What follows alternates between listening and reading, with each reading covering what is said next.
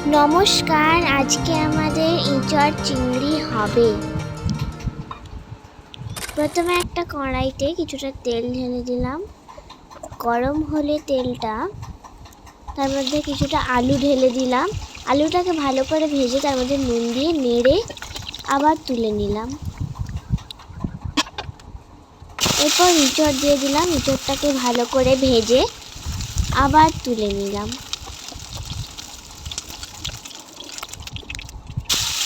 এবার চিংড়িটাকে ভালো করে নেড়ে ভেজে আবার তুলে নিলাম।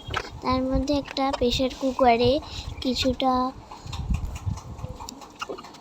ইঁচড়, আলু, নুন, হলুদ দিয়ে 3বার সিটি মেরে নিলাম।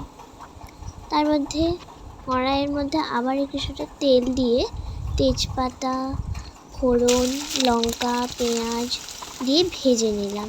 2 চামচ আদা রসুন বাটা দিলাম।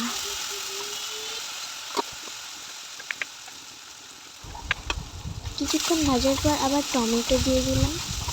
টমেটোটাকে ভালো করে ভেজে নেওয়ার পর তার মধ্যে একটু হলুদ, লাল গুঁড়ো, তারপর নেড়ে নিলাম।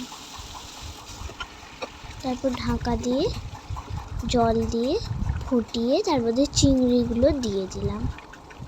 তারপর আবার ভালো করে নাড়াচাড়া করে আমাদের তৈরি ইঁচড় চিংড়ি।